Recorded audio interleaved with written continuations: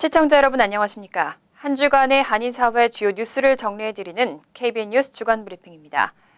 서류 미비자들에게도 운전면허증 발급을 허용하는 뉴욕주 그린라이트법이 제정된 후 30여 카운티 클럭이 반대 의사를 표하며 소송을 제기했는데요. 이리 카운티가 첫 소송에서 패소했습니다. 앞으로도 유사한 판결이 나올 것으로 예상되고 있습니다.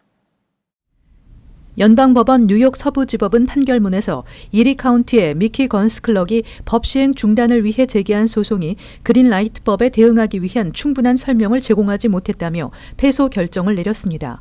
또 12월 14일 진행될 그린라이트법에 건스가 제기한 시행 중단 가처분 신청도 기각될 것이라고 전했습니다. 따라서 이번 판결로 앞으로 진행될 소송도 특별한 이변이 없는 이상 유사한 판결이 나올 것으로 예측됩니다.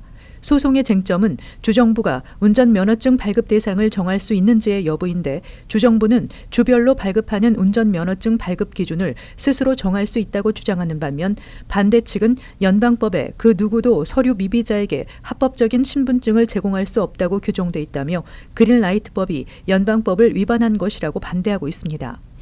한편 뉴욕 이민자 연맹 등 이민자 단체들은 주정부와 나란히 피고 측으로 동참했으며 이미 불법 체류자들에게 운전면허증을 발급하고 있는 워싱턴 DC와 커네티컷주를 비롯해 캘리포니아, 델라웨어, 하와이 등이 뉴욕 주법이 정당하다는 법정 소견서를 법원에 제출해 뉴욕 주정부에 힘을 보탰습니다. 그린라이트법이 시행되면 뉴욕주에서 한인 약 8만 명을 포함해 75만 4천 명가량의 이민자들이 혜택을 볼 것으로 예상되고 있습니다. 도널드 트럼프 행정부 들어 세관 국경보호국이 미국으로 들어오는 해외 여행객의 휴대전화와 노트북을 영장 없이 검사하고 있는데요. 이렇게 출입국 관리소가 무단으로 정보를 수집하는 것은 위헌이라는 법원 판결이 내려졌습니다. 보스턴 연방법원은 어제 공항과 항구 등 출입국 관리소에서 임의로 이루어지는 세관 국경보호국의 전자기기 수색은 수정헌법 제4조 위반이라고 판결했다고 AP통신과 블룸버그 통신이 보도했습니다. 캐스퍼 판사는 정부가 테러를 방지하고 범죄자의 입국을 막기 위해 여행객을 수색하는 것은 불가피한 측면이 있지만 개인정보가 담긴 전자기기 수색은 뚜렷한 혐의가 있어야 한다고 설명했습니다. 시민자유연맹과 전자프린티어 재단은 출입국 관리소에서 별다른 혐의 없이 스마트폰과 노트북을 수색당한 여행객 11명을 대리해 소송을 제기한 바 있습니다. 소송에 참여한 이들 중에는 전역 군인, 기자, 미 항공우주국 엔지니어, 무슬림 여성 등이 있었으며 몇몇은 수색을 여러 차례 당하고 강제로 휴대전화를 빼앗긴 경우도 있었습니다.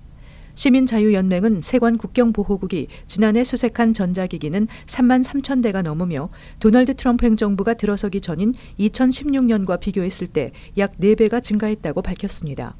시민자유연맹은 법원이 국경지역이 무법지대가 아니며 여행객은 사생활을 보호받을 권리가 있다는 점을 재차 확인해줬다고 평가했습니다. 뉴저지주는 지난 7월부터 최저임금 인상법이 시행되고 있습니다. 그런데 업주들의 인건비 부담으로 인한 고용 감소 등을 이유로 반대의 목소리도 적지 않은데요. 경기 침체 징후가 보이면 인상 스케줄을 연기하는 법안이 추진되고 있습니다. 이 법안은 지난 2월 필 머피 주지사가 서명한 최저임금 인상법과 관련해 고용 감소가 있을 경우 소매 판매 감소와 정부 세수 감소가 발생할 경우 또 전 회계년도에 비해 주정부 총 세수가 2% 이상 감소할 경우 등 경기 침체의 징후를 보이면 예정된 인상 스케줄을 1년 연기할 것을 명시하고 있습니다. 법안은 이후 경기가 회복되면 임금 인상을 재개시키도록 밝히고 있습니다. 이 법안과 관련해 비즈니스 오너들과 노동자들은 첨예한 대립 양상을 보이고 있습니다. 미셸 시커카 뉴저지 비즈니스 산업협회 회장은 경기 침체, 자연재해 등에 대한 경제적인 분석, 대응책 없이 인상법이 통과된 것은 무책임한 처사라고 주장했습니다. 한편 뉴저지 폴리시 퍼스펙티브의 브랜든 맥코이 회장은 소득 불평등이 사상 최고에 달하고 있는 가운데 먹고 살기 위해 고군분투하는 노동자들에게 큰 위협을 주고 있다고 비판했습니다. 한인사회도 업주와 노동자의 입장으로 의견이 엇갈리고 있습니다.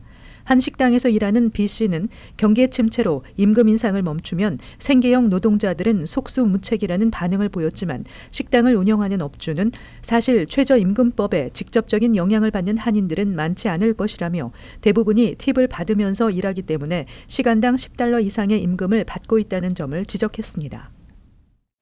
내년부터 시민권 신청서 수수료가 현재 $640에서 $1,170로 인상되는 등 이민 수수료가 대폭으로 인상됩니다. 인상 수수료는 내년 초부터 적용될 방침입니다. 영주권의 경우 마지막 단계인 신분 조정 신청과 여행 허가 신청, 노동 허가 신청의 동시 제출 시 비용을 현재 $1,225 일괄 납부하게 하고 있지만 이를 내년부터는 별도로 납부하게 변경해 $970 오른 $2,195로 인상합니다.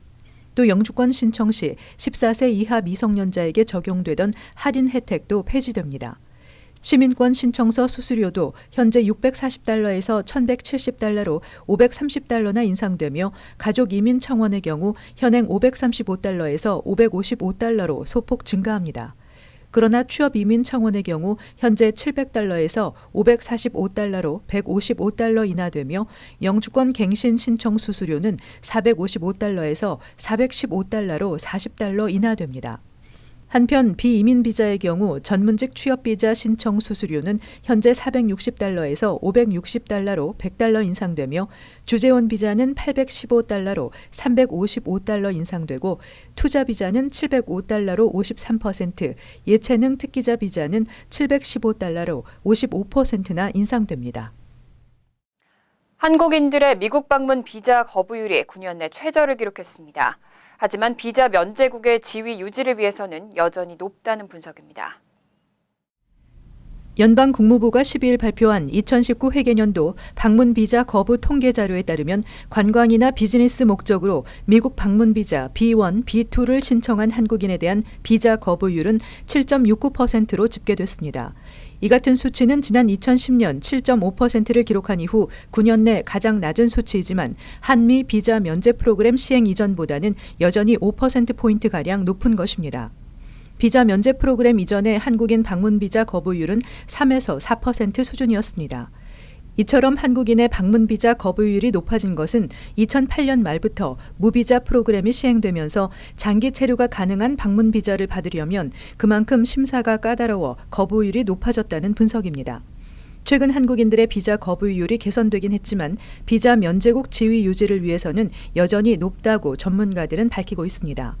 미국 정부의 비자 면제국으로 지정되거나 유지하려면 3%대의 낮은 비자 거부율을 보여야 한다고 규정하고 있어 현재와 같은 상황에서 오버스테이 불법 체류자들이 대폭 늘어날 경우 비자 면제국 지위를 잃어버릴 위험이 높아질 수 있다는 지적입니다. 뉴욕 한인회가 정기이사회를 열고 미주 한인 이민 117주년과 뉴욕 한인회 60주년 기념갈라 개최 계획을 밝혔습니다. 또 이날 정기이사회에서는 뉴욕 한인회관 보수권에 대해서도 논의가 이루어졌습니다.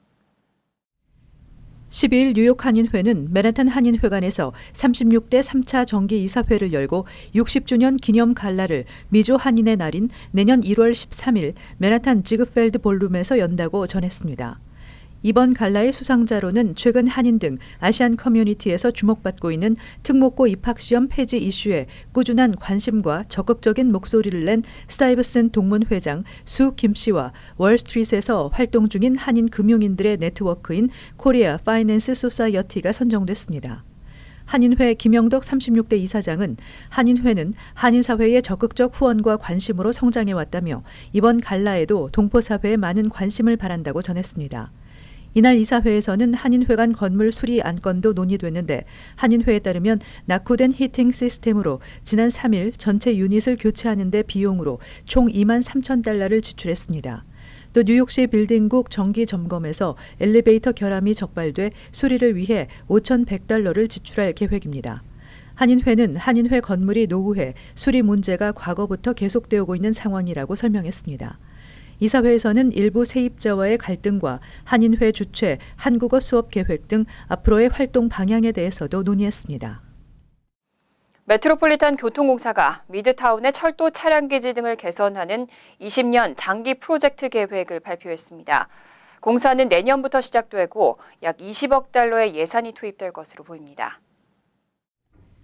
MTA는 그랜드 센트럴역 인근에 위치한 75에이커의 철도 차량 기지와 파크애비뉴 선상 1.8마일의 6교, 이스트 45스트리트부터 57스트리트까지 구간의 다리들을 내년 5월부터 개보수한다고 월스트리트저널이 어제 보도했습니다.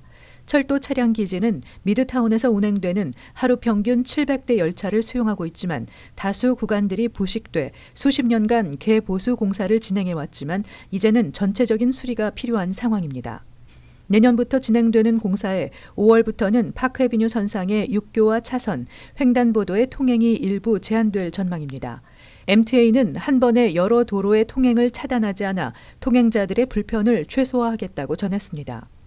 MTA 자료에 따르면 그랜센트럴역 통근자들은 하루 평균 약 20만 명이며 이번 개보수 공사에 필요한 예산은 약 20억 달러로 예상되고 있습니다. 한편 MTA는 노후화된 철로 등에서 볼트와 너트, 쇠조각 등이 떨어져 발생하는 사고를 막기 위해 3억 2,500만 달러의 예산을 투입하겠다고 밝힌 바 있습니다.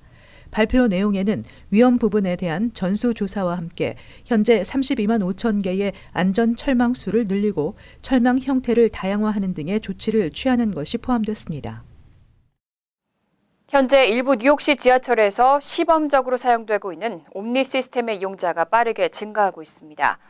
메트로폴리탄 교통공사는 이 옴니 시스템을 48개 역에 추가로 도입하겠다고 밝혔습니다.